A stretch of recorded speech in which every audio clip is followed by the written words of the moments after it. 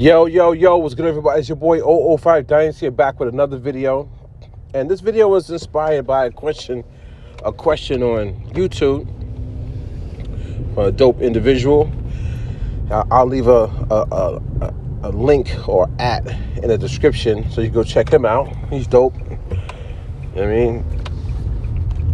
Musical producer in the game. So anyway, he wanted to know like how I got started with making beats or music production, right?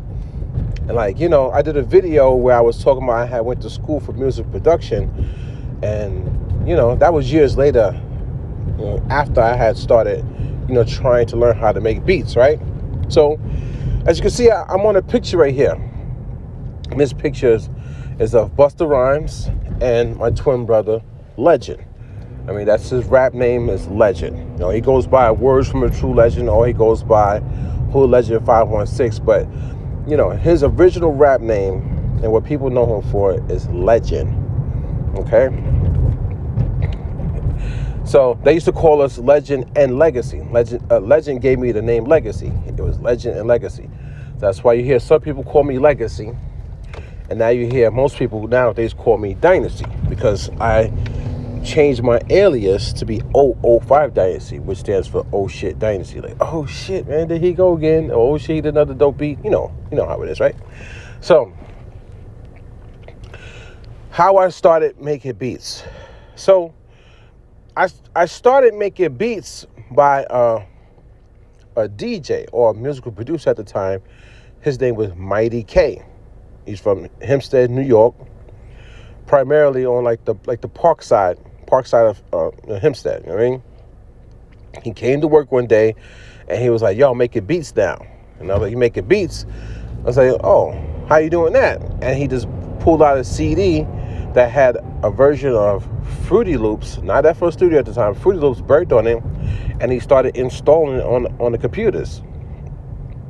And I was like, "That's crazy." So he started showing me, and he would just chop it up samples, audio files. And I was like, "Oh, that's cool, man. I could do that. I could use that, because I could make beats for my twin brother." So my first mindset was my twin, 100%. I never thought about making a beat for myself. I never thought about making a beat for another artist. I immediately thought of my twin brother. Oh, I could make a beat for him, so he doesn't have to scramble for beats. Remember, that's the early 2000s. Like, where are you getting beats at? You know what I'm saying? Like, you buying instrumental CDs from stores, and you going home and you rhyming over it. A lot of people didn't even know about pirating back then, and know about Napster or LimeWire or Aries or any of these other softwares. A lot of people didn't know about that unless you were like really into the internet, and you had somebody put you on, like, "Oh, go use this software. You could download movies, you could download music, you download this and that." If you ain't know all that, how was you getting your instrumentals? So most of the time, Legend will go and buy instrumental CDs or instrumental tapes, So I was like, I can help him with making beats, man. Now, I'm not even thinking like learning music in general. I just said, I could just make a beat, just chop up somebody else's work. Not even thinking like, it's somebody else's work. Just thinking like, just chop up music. You know what I'm saying? Not even thinking of the like legal issues or just, anything, nothing. Just like, I could just go chop something up for my twin. All right, cool. So he literally burnt it on CD for me right there. I had just recently got a computer, so I went home and I installed it. Hold on, give me a second.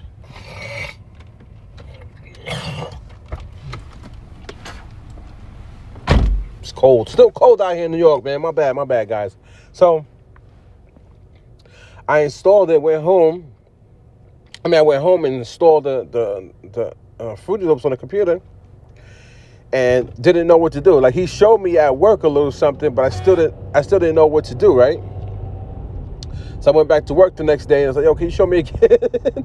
So he showed me a little bit more, and I went back home, and I still didn't know what to do, but I just sat there with the program. So you got to think about this, guys. I don't know music production at all. I have no inspirations whatsoever. Back then, YouTube wasn't even a thing. This was 2003. YouTube didn't come around until 2005. I wouldn't even have known to even go on YouTube look for a tutorial. I wouldn't even know that was a thing, looking for tutorials on the internet. You know what I'm saying? Like, back then the internet was still young. Like, we still had AOL. You know what I'm saying? So I wasn't thinking about using the internet to find information like that. I didn't even know about the internet really. Only a little bit. Not crazy. You know what I'm saying? I wasn't crazy with the internet like that. We were still in the streets. You know what I'm saying?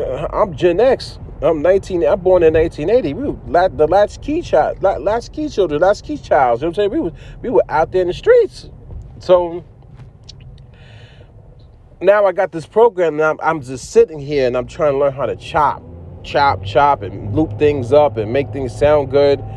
And I had no idea what I was doing, man. So it took a long time for me to get a beat, just to get one beat.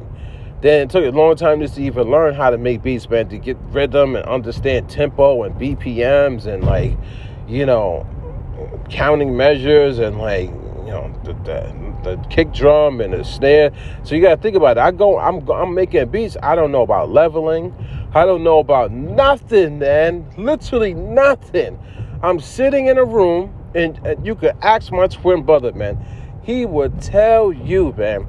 I'm sitting in a room, and I'm trying to figure this stuff out by myself, man. Literally trying to figure this stuff out by myself. And I wasn't even supposed to be a beat maker. I wasn't, you know what I'm saying? I wasn't no beat maker. I was a dancer at that time. Going through high school, I was a dancer. I was a reggae dancer. And then I learned, then I turned into a hip hop break dancer. But I started reggae dancing first. I wasn't even doing hip hop. I was doing reggae. So I was a dancer. You know what I'm saying? I wasn't doing photography. I wasn't shooting music videos. For damn sure wasn't rapping. You know, I wasn't in entertainment like that. I was just dancing at house parties, maybe at school dances, or going to the club a little bit. You know what I'm saying? Like 1990s, between 96, 97, 1998, 1999. Those years, you know what I mean? That's when reggae was really, really popping. The golden era of reggae, you know what I'm saying? The early 2000s when I started breakdancing a little bit. But I was never supposed to be in music production, like on that side of things. I was on the outside. I was just listening to music and just doing what I was doing. So anyway, so now you got me over here in a room trying to learn how to make beats. Then you got across the hall, you got Legend over there learning how to rhyme. So we're at the same time we're learning music production. Like, Legend is rhyming, but he's still learning. You know what I'm saying? Like, he wasn't a veteran yet. So he's writing his rhymes, he's learning his cadences, he's learning how to flow, he's learning how to hold his breath. He's done a couple freestyles already, but he's still practicing to get better and better and better and better. I'm in the other room, I'm learning how to make beats. Straight up and down, from scratch. No tutorials, just sitting there. I would try to make original beats, they come out whack, because I don't have no music theory. I don't know music theory at all. So I will always revert back to sampling, because sampling had all of the sounds in there. That's why I would try to tell you guys, because I know the difference between sampling and making original. And I know how hard it is to do both. And I know how easy it is to just sample something and to get a beat to an artist, because everything is already done for you. All the melody, all the mixing, and all that stuff is already done. Everything is done, man. That's why I was trying to tell you guys, when everybody's trying to come at me about the whole Ninth Wonder thing, and I was talking about the videos, when I was making the videos on Ninth Wonder, you know what I'm saying? About the whole situation when he was saying the original producers and the ka-tink, and, like, you know, all that stuff that he was saying. I was like, that's not nice. That's not right for him to say that. I know how hard it is to make stuff original. I can literally say I'm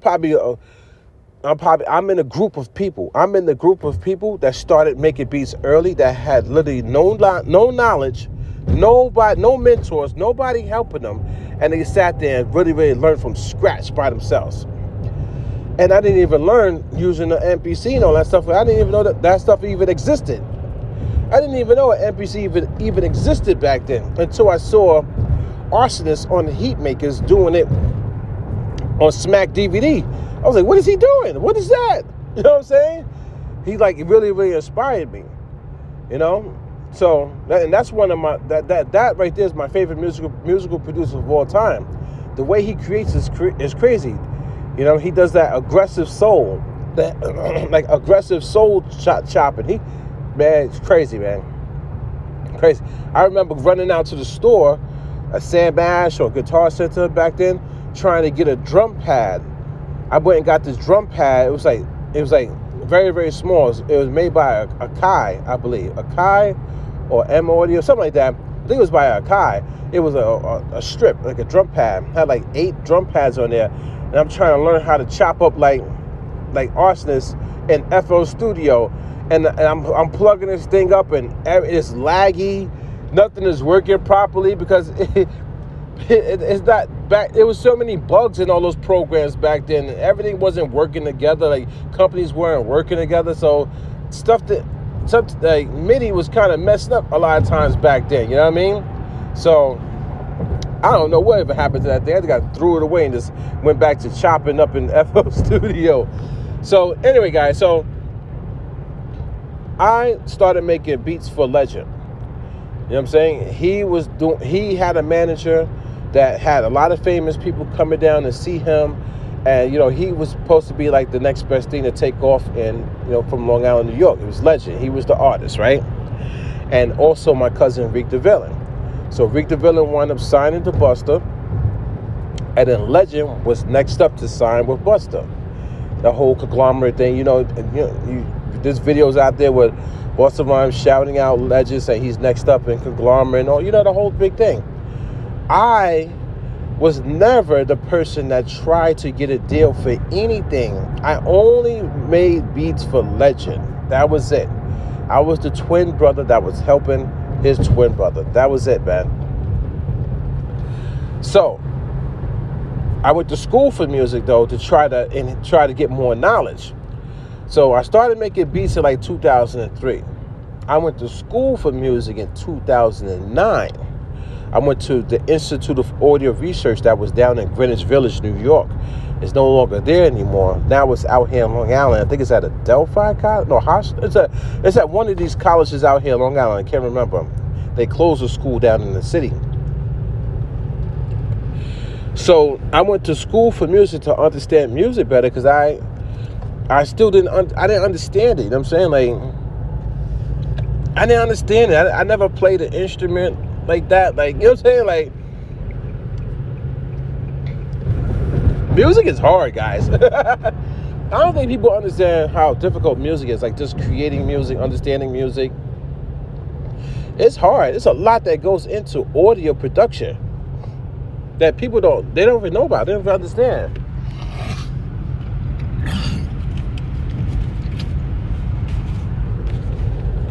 Pardon me. That people don't even understand.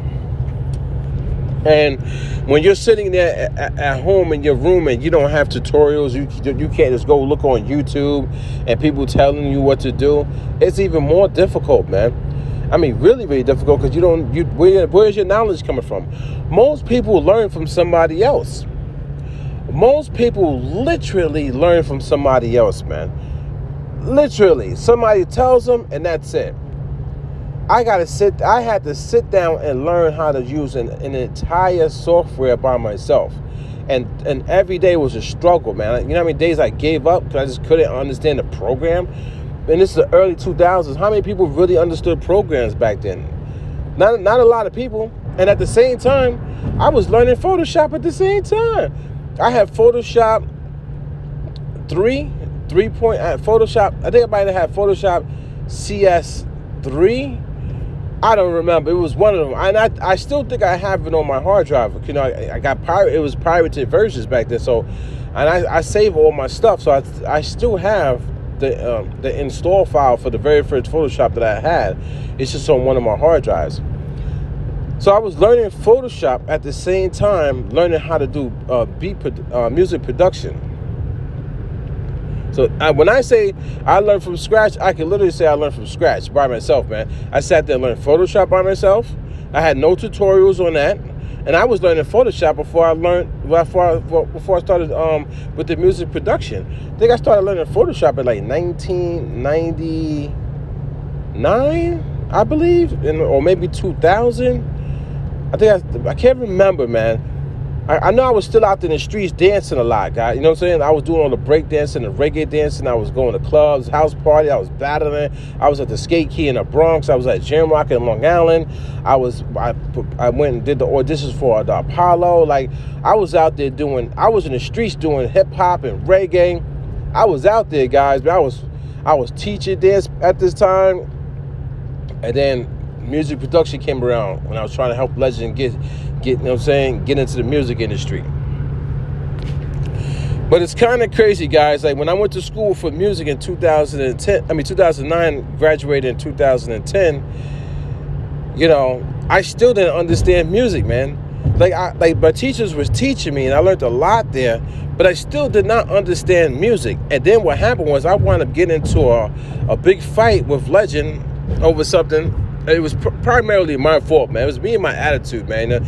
I have a bad temper problem, so I kind of like, you know what I'm saying, like got mad at Legend for something where I shouldn't have got mad at him for, and then I wound up like me and him stopped speaking for like a full year.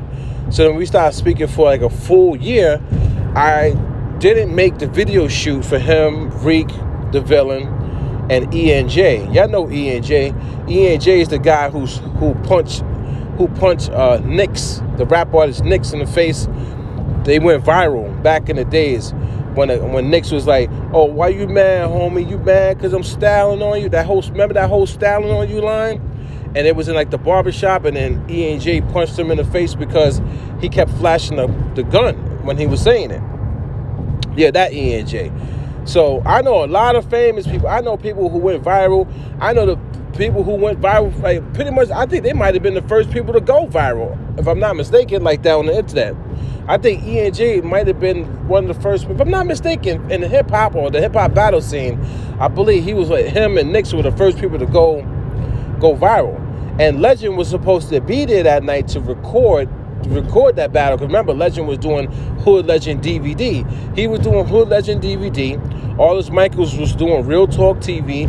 I told you guys, we were really, really in the hip-hop scene. My family was in it. My cousins was in it. All my people from Roosevelt was in it. So E&J was, he was doing his thing back then. So it was E&J, it was Legend, and Reek the Villain. They did the song. And I missed the video shoot because I was at, you know what I'm saying, I wasn't talking to Legend, so I wasn't there. But my producer, Lady Legacy, she made the video shoot. So just as long as she made the video shoot, I was happy, you know what I'm saying?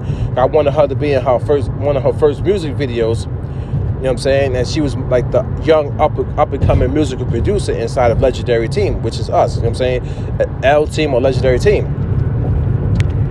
So once I got into the fallout with Legend for that whole year, guess what, man? I stopped doing music, period. You know what I'm saying? Like, I was done with music. If I'm not doing music for Legend, and there was nothing for me to focus on music for. I only focus on music to help Legend. So when people say, "Oh, Dynasty be trying to clout chase," or he dropped the ball, or he mad because he didn't make it, no. I never tried to make it.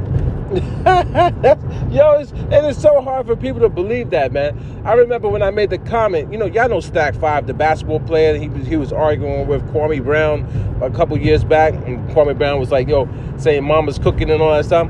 So I remember I went on his channel, I went on his Instagram, Stack 5, and I put mama's cooking. That's all I put. And he came back to my channel. He said, don't be mad because you didn't make it as a musical producer. And I started laughing. I was like, people only see, they only believe what they see, you know what I'm saying? But they don't know. A lot of people don't even be knowing stuff. That, like, some people in this world, they do things for other people to help other people and not for themselves. And I'm just one of those people. I've always been like that, man. So I never try to make it in the game. And I do wonder, though. I do wonder if I had the mindset to make it in the game, man, you know where I would have been at? I'm literally sitting next to superstars, man. Like, superstar people. I'm talking about mad people. You got to think about it. I'm in the studio with Legend, and he's doing songs with this artist and that artist and that artist, and Legend had management, man, that was managing him.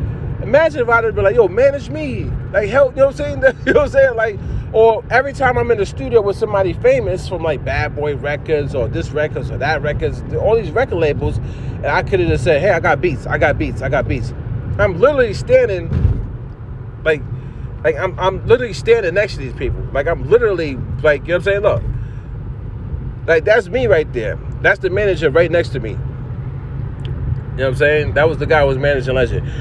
I could have literally said, I got beats, and just pass him my beat CD and say, hey, just check out my beats. I could have literally done that. I could have literally, at the same time, all these people who are supposed to be legends now in the game, and they have placements and all that stuff. Think about how many years ago I could have tried to get placements, but it was never my mindset. It was never me, man. Never me, man. That's why I can sit back and I can say what I can say now and feel good about myself as a human being. I never chased anything, man. You know what I'm saying? I guess the only thing I ever chased was something inside of myself, was just trying to get better and learn. So I always try to learn everything, get better at it. Just for me. Graphic design, video editing, music, what I want to say is video editing and music video directing, photography, music production, dancing, like so many different forms of hip hop, drawing, graffiti, digital art, photo manipulation, composition, working in 3D programs, like. Dude, I was doing so much. Like, my mind, right now, at the age of 44, right? My mind is filled with so much knowledge when it comes to entertainment. I literally don't even need anybody to help me with anything, man. Like, I could literally do pretty much almost everything by myself, man. That's the type of person I am. That's how much knowledge I have in my head when it comes to making beats, mixing my songs. So the only thing I would need help is like mastering, like the final mixes, mixing and mastering. You know what I'm saying? I never went that far into audio engineering to learn mastering, But mixing my songs, right? I could dance to my own videos if I want to, do dope choreography. I've taught well over like 500 people how to dance. Some of my dancers performed on 106 in Park. They performed on like shows and like, come on, man. I pretty much have offsprings. You know what I'm saying? Like, I have people that I've mentored, and like I sent them out there in the world, and they've done wonderful things, man. Inside of music production and dancing and graphic design and all this stuff. I've taught so much, man. You know what I'm saying? But I have a lot of knowledge in my head, guys and girls. I literally sit back some days and just be like, you know what I'm saying? I just be chilling. I know how much like knowledge I have in my head.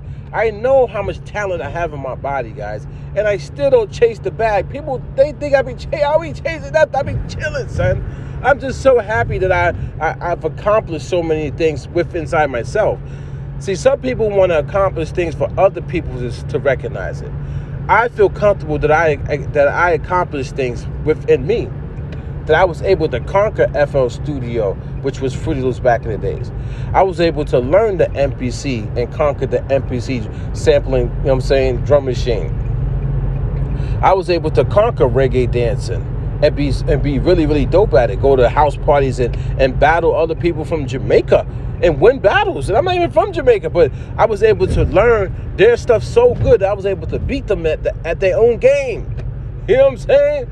Learn how to break dance and teach over 500 people how to do, my dance steps, and to perform at colleges and perform at restaurants and perform at grand store openings. Yes, I post pictures online. We was getting checks for like $10,000, $20,000 going to like my organization I was working for back in the days, the Boys and Girls Club. I had traveling dance teams that was going everywhere, man, getting standing ovations. Like, I was doing stuff ahead of my time, guys.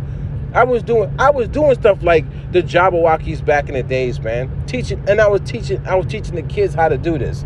Imagine if I had kept dancing. I stopped dancing. You know what I'm saying? Like, imagine if I had kept dancing for the last 15 years. There's people right now who can't even touch my dancing. If I want, at 44 years of age, if I was to get up and dance, people who can't even touch what I can do, and I quit for like 15 years. Imagine if I had 15 more years of dancing inside of my body. I'll be like a Mr. Wiggles or somebody that's really, really dope. You know what I'm saying? Like, you know what I'm saying? Crazy Legs and all of them. But I stopped because I was never chasing anything like that type of success. So I never dove into one niche. I was just open. I was an open book for learning just hip hop and creativity and entertainment, beat making and all that stuff. So I learned beat making in 2003, sitting in my room by myself. Guys, that's how I learned. You know what I'm saying? I went to school for it to try to enhance my knowledge on it. It helped a little bit, you know what I'm saying? But it didn't sink in until many, many years later when I started trying to do it again in like 2019, 2020. Then some of that knowledge started to sink in a little something, you know what I'm saying? I started to understand what my professors were saying. And even to this day, man, I'm not even that type of person that really cares like that. Like, I do it, and I want to be recognized for what I do, and, you know, but I'm not chasing nothing, guys. I'm not chasing, like I said, there's no reason for me to chase anything. I'm working on my album, guys. I'm taking my time with it, and that's it, guys. That's it. So, yeah, man, I thought this was a really cool, you know, video concept right here. You know, I got the question, you know, and yeah, man, I know I talked about a lot, but I have a lot of information in my head, guys and girls. I have a lot because I've been through a lot. I know a lot. I seen a lot, you know, and yeah, that's pretty much it, man. But be on the lookout because I'm supposed to be doing like a documentary film that breaks all this stuff down so y'all can see video footage and stuff, you know. That's going to be coming, guys. That I'm definitely working on. I'm just waiting to get some footage from Legend because he got the footage on his laptop. And when he sends that footage to me, you're going to be able to see all the dance routine. Man, so many dance routines. We performed so many places, you know, so many songs I produce. I produce a lot of records, guys. Y'all haven't heard them because, you know, Legend didn't release a lot of his music. But that helped me also going to the studios and working with Legend to produce music. That helped me a lot, man. Like, I could literally walk in any studio and just be like, all right, let's go, guys. You know what I'm saying? And start helping producing a record, man. Even if I don't know how to use every piece of gear that's in somebody's studio, I still have the fundamentals of music production. You know what I'm saying? Like, yeah, I know a lot, man. So anyway, this is your boy Old Five Days. Let me get up out of here. I'm almost to the job, so I'm about to run in here, start work early. Yeah, I'm about to start like 2 o'clock in the morning, guys, man. But I get out early though. Then I'm gonna go home and work on my songs for my album, man. Gang Dynasty. Hey, do you want my dude? The hammer's gonna bang at you. Hey, do you want my dude? That's a reflection of you. Know what I'm saying? Man, if y'all only knew, man, my journey for real, man. Rapping, harmonizing, come on, man. That was never in the picture. I had to fight. I had to fight to learn how to do that, man. I had to fight myself. Literally fight myself to learn how to rap, man. And I'm here now. It's your boy Old Five Dynasty. I catch you guys on the next one. Y'all have a fun and blessed day.